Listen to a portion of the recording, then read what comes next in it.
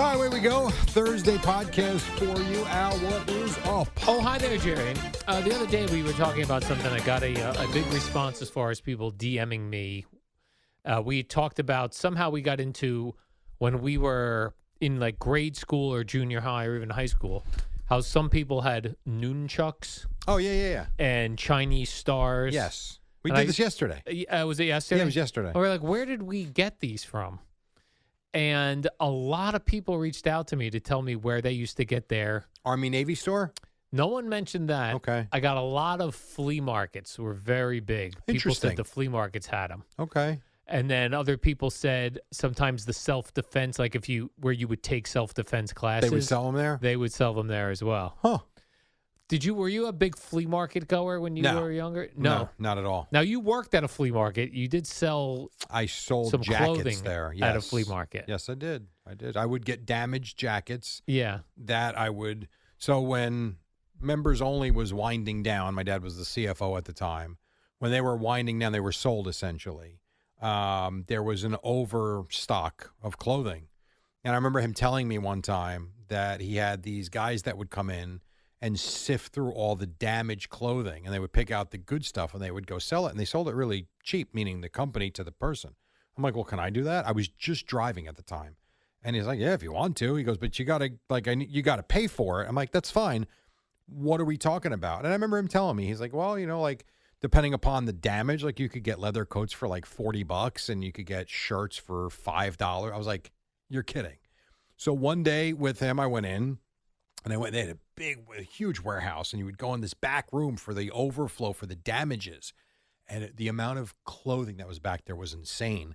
And you would literally go through it. Like some had cuts in it, razor blades when they opened the boxes.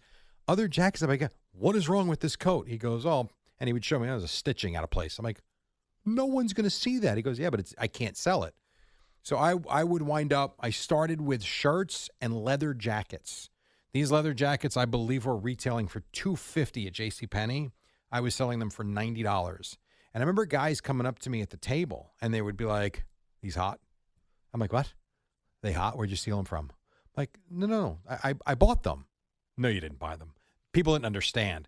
Those jackets flew to where I'm like, I'm going to make a business of this. This is fun. And it was until they were sold and couldn't do it anymore. Would you tell the people that there were imperfections in it, which is why it was cheaper? Yes. And in some cases, I would show them the imperfection because I was so confident that the imperfection was literally nothing that they would laugh it off. I don't know that I did that with everybody, but the people that were really curious, like where I got them, thought I stole them, I would show them why they were the price they were. Yeah. I used to go to a lot of flea markets. And there would always be people that were different. Like some person might be the sunglasses person. Okay. And they'd have all these sunglasses. Yeah. And I always assumed they were stolen also. Well, I don't think so. Having been around that enough, I only did that for about a year. It wasn't very long. I did meet a whole bunch of people. I met a lot of memorabilia people, but I also met like sunglass people, T-shirt people. The sunglass stuff, a lot of stuff was imitation. Yeah. And so it had like Ray-Ban on it, but it wasn't Ray-Bans. Yes. And that you had to be careful with that stuff, which is probably why people were so curious about what I was doing, which I totally understand. But I do think in a lot of those cases, you're getting phonies. What was weird is there was a time, this was very hot at the flea markets in the 80s. They would sell sunglasses, foldable sunglasses. So the sunglasses would fold completely, and then they'd be in a little leather bag. Yeah. And then that never caught on. Like, people had them in the beginning, like, oh, these are cool foldable glasses. I can slide in my pocket. And then that just, like, you can't buy foldable glasses I haven't seen now. Them. I'll give you another one that I thought was really cool that I haven't. I'm sure they are out there, but I haven't seen them since. Someone bought me, I think my parents bought me for, I think it was my freshman year of high school, maybe my sophomore year of high school. They sent me sunglasses that were magnetic and connected right at the where the eyebrow, nose is, the bridge right up of your nose, And so you would take them off, put it around your neck, and click them together. I wore those for a couple of years before they broke. Have not found them since, and that was a really cool design. Boomer does have a pair of reading glasses like that click. Yes, in the front. Did. You know what? You're right. He did. I forgot about those because I believe they're 3 times vision. Way too much for me. So I think they're still on my desk. I Yeah. forgot about those. You're right. Those clicking things. That's right. Yeah. Did you ever go when you were younger to the Route 1 flea market No. in New Brunswick? No, I went to the Englishtown flea market Oh, Englishtown, yeah. and the Collingswood flea market. Mm. Mostly Englishtown. Yeah. Collingswood is where I sold when I was 17. That was outdoors? Yeah. Yes and no. So it started with a table. When I realized that they had indoor space, and I realized that when it's cold and crappy out, people still come to the flea market but go inside. I was able to get a spot inside. Like they have little like stores in there. This was more. I bought the corner table, and the amount of money I made that one like holiday season was absurd. Yeah, the like Route 1 flea market was more like they weren't just tables; they were like little compartments of, I guess, stores. They're like mini stores. Mini stores, yeah. Yep. But there was a guy in there that sold. He was actually in the middle of the flea market. Okay. He had like a square box where he was in the middle. Mm-hmm. And there were tables that Surrounded by 4 tables or something. Yeah, and he was the baseball card guy. Yeah. And I can't, now knowing as an adult, it never would make sense to me and my friend. We would get these card guides that would tell you how much your cards were worth. And then we'd go to the Route 1 flea market. And like, let's say a card was worth $7. The guy'd be like, "I'll give you $4." We're like, "No, it's worth $7." He goes, "No, I got to sell it for $7." He's got to make money. Yeah. Right. And that was, we could never like, this guy's ripping us off. No, he's a businessman. Yeah, he was running a business. Same way your car is worth more if you sell it by yourself as opposed to trading it in. Yeah. Because they're going to turn around and sell it, but they want to make money on it. Yeah. Same thing with your house. Sell it yourself. You don't pay the commissions for the real estate broker. Right. Same thing. Yeah. Yeah, that's true. But yeah, the Route 1 flea market, man, we would go there every Friday or Saturday. His mother, my friend Rob, his mother would drive us. Okay. And we it was would a go- thing. We'd go to the baseball card guy, and we'd go to the wrestling magazine guy. Sure. 'Cause What about they- music? You didn't do music? Oh, yeah, music guy, yeah. I remember that there was a guy who was selling cassettes. Yes. That's So where my we would love go of Bob there. Dylan started. He bought When just the cassette. Yes, when I was 17, I remember there was a music guy there who sold. He had not the big albums, the small ones, the 45s. Singles. Yeah, but those were the 45. He sold those. He sold cassette tapes, and I remember I saw a Bob Dylan's greatest hits cassette tape for $1. And I remember thinking, I know Bob Dylan. Heard the name. I'm like, for $1, what the hell? I remember after my dad had my Camaro at the time, I popped that cassette right into my cassette player, and the drive home, which was about 35 minutes at the time, I was still, obviously I was 17, I was still living with my parents.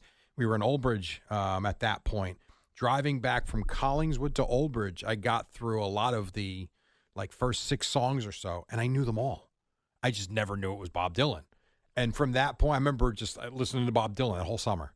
Very funny. All from a $1 cassette. All from a at the $1 flea cassette. market. Yeah, 100%. Yeah, I Yep. used to love the flea market, man. Very true. Yesterday there was in my condo, there's all the people that live there. A lot of people aren't there year round, and someone had a pipe break. Oh, no. We were just talking about this. Yeah, someone had a pipe break, which got caught early enough, and through dumb luck of me, I went down to my. I had a think of how dumb luck this was for the people involved. I came home on Friday or Saturday night. I walked the dog, and I always have a flashlight because I like to make sure I could see the poop to pick up the poop. So this flashlight I dropped it one time. It got run over 100 times before I found it, and it just was very dim. And I remember having a flashlight down in my basement. I was like, I think I have another flashlight down there. So if not for that flashlight fading out and me needing to get my other flashlight, I go downstairs. There's water down there. And all the water shutoffs are down there. So I just kind of looking to see where the condos are and to which pipes. And I found the one. Neither people were home. Okay. The people whose stuff was getting wet and the people whose pipe was responsible. Wow. Neither people were home. So I shut it off. So they had to call a plumber, and they weren't down. So yesterday I handled the plumber. Look at you. Yeah. So it was interesting to see because this plumber dude comes. He had green hair. Okay. and he had neck tattoos. All right. I was like, this is what I'm talking This about. is a serious plumber. This is a plumber. And he did recognize me. He said, do you go to wrestling events? I go, no. He goes, do you go to Jet games? I said, no. He goes, well, I know you from somewhere. Then I told him. And he was a Jet fan. That's cool. Listener, yeah. But I felt like I was part plumber yesterday because, Jerry, what I did, the plumber needed me, turn the water back on. And he did all this work on this pipe. He goes, okay, it's all good. Turn the water back on. I turn the water on, you hear. It cracked in another. No way. It had cracked in 2 sections. Wow. So you had to go fix that as I well. had to go fix that as well. Now, a situation like that, you're obviously helping out the people that own Yeah. the place. So do they venue tip money? Me? Yeah, No. if you handled it. No. And Did I you tip the guy? tip the plumber? Yes. You don't tip plumbers? Why? Why not? I would never think to tip a plumber. Okay. Who else do you tip? You tip the electrician? Yeah. Really? Oh, absolutely. Unless it's their own company. Unless it's Al Dukes LLC and Al Dukes comes and I know I'm giving him cash. Yeah. Like if I call, I'm just making up a name, First Energy Electric, Okay. and some guy with neck tattoos and green hair shows up. Yeah. Yeah, I'm going to give him $20. Really? That Yeah. never, ever crossed my mind. So like I had the pest control people. They were over yesterday because we had some mice activity 3 months ago. They came to just check. Guy came back. I gave him $10. So okay. Never even crossed my mind. Okay. Clearly didn't cross the mind of the owners either. They didn't send me cash. So you look like the cheapo, and that's not your fault by any stretch. That's Well, he on knew it those was not people. my unit. So you're golden then too. But I've had plumbers come out. I've never tipped a plumber. Okay. It wouldn't even cross my. So okay, plumber, electrician. You said Yeah. pet, or not pet, pest The pest control guy. pest control Yeah. guy. Absolutely. But if it's their business, you don't tip. Yeah, You're not supposed usually. to. And if it's their business, I know the money's going in their pocket, especially if I'm giving them, especially when they ask me to write the check out to cash. Mm-hmm. I'm not tipping them. No, because I know they're going to go cash the check, put it in their pocket, and they own the company. No, but if like a 25-year-old kid comes over or a 30-year-old, I just know he's an employee making whatever. So a guy comes over to fix your heater. Yeah. Wow. Oh, sure. I'd love to hear from Yeah. people. My guy, Joe Schutz, who has helped me when I've had air conditioning issues. Now, I've known him a long time. He refuses to take it. I always try and give him $20, especially when he comes over and doesn't charge me anything. You know, like we're friends, but we're not best buddies. I know him from sports. Great dude. And whenever I bother him, I always try and give him something. He won't take it. But Well, I'm really thrown off right now. that actually surprises me. I did not know you're supposed to be tipping all these people. Maybe you're not. Maybe I'm the dummy. I don't know. I would love people to reach out and let us know. Yeah, like if you're a plumber, an electrician, an AC repair guy, your air conditioning goes out. Mm-hmm. Like here's a good example. We have the plan with New Jersey, whatever it is. I forget. Whatever, it don't matter. So we have like the service plan that we pay extra for. Yes. Air conditioning goes out, need Freon, whatever. It's the middle of July. Guy comes out, he's sweating his balls off. You give him $20. Would you not give him a tip either? No, I wouldn't even think of it. Even in a situation where your warranty is your plan is covering it? Yeah, because you've paid for that. And the person is, like we're tipping, like that guy gets a really good hourly wage. Yeah. They're not making minimum wage. No, I didn't say an they're AC making minimum repair wage. guy. Interesting. I asked Google Gemini, are you supposed to tip the plumber? Tipping a plumber is generally not expected or required as they are skilled professionals paid for their service.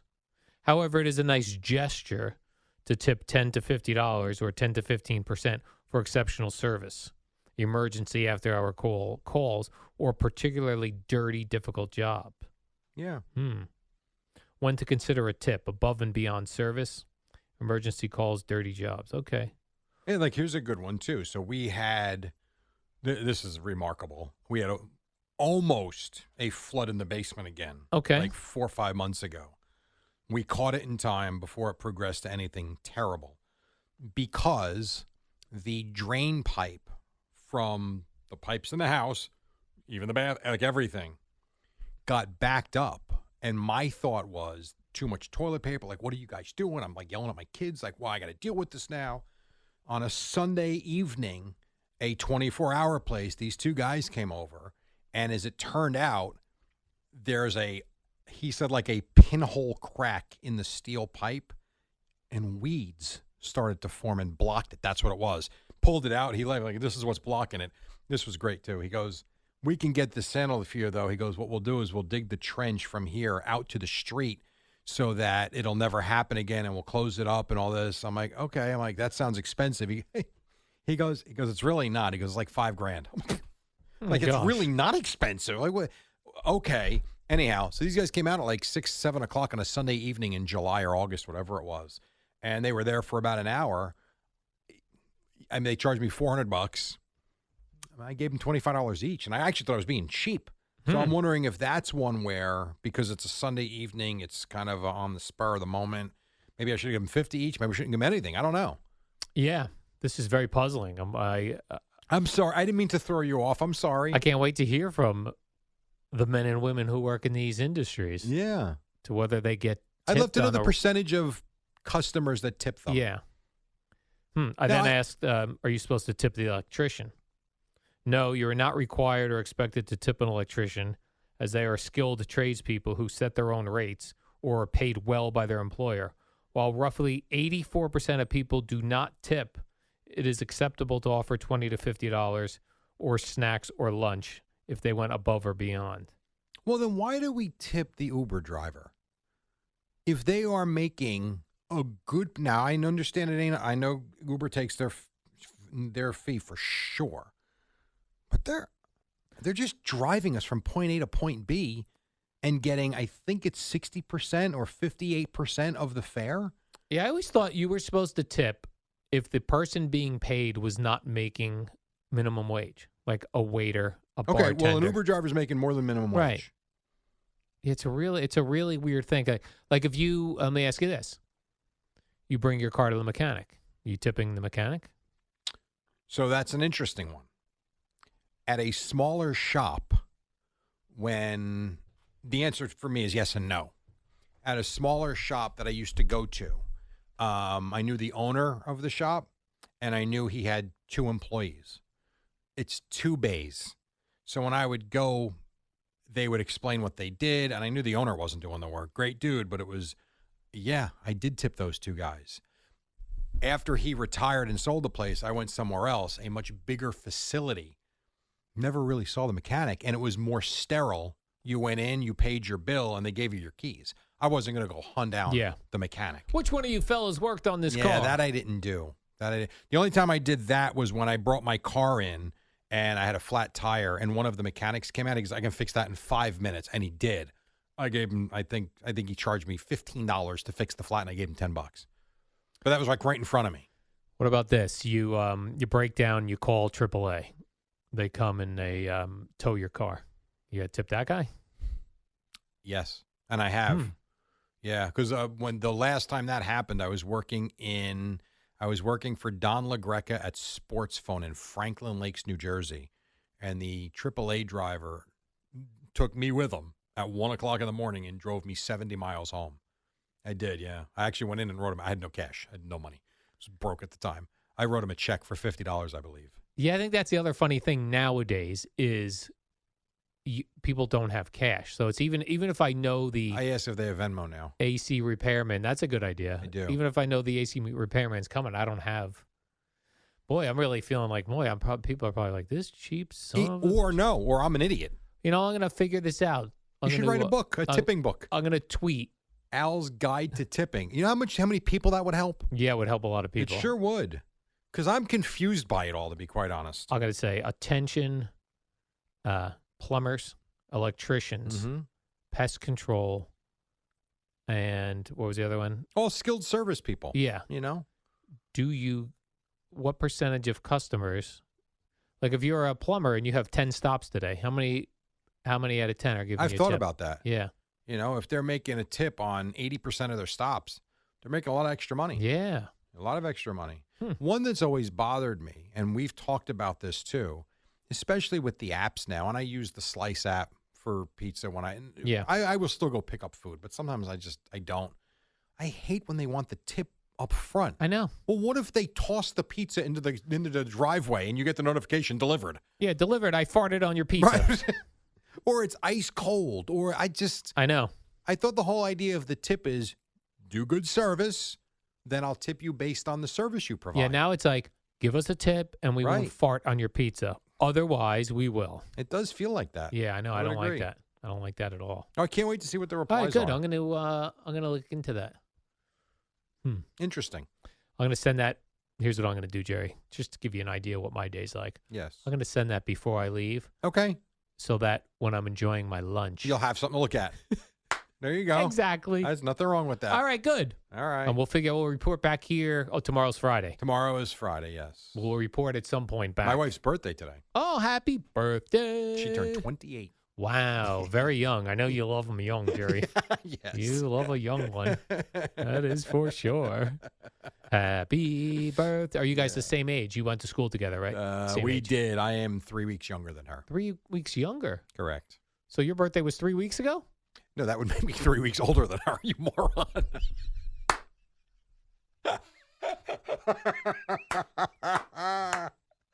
So your birthday's in 3 weeks, Jerry? Yes. That's tremendous. That was hilarious. Yes, I am in 3 weeks. All right, warm-up show next. I did that with CeeLo. I was screaming. Then we talked about butts. It was all good. So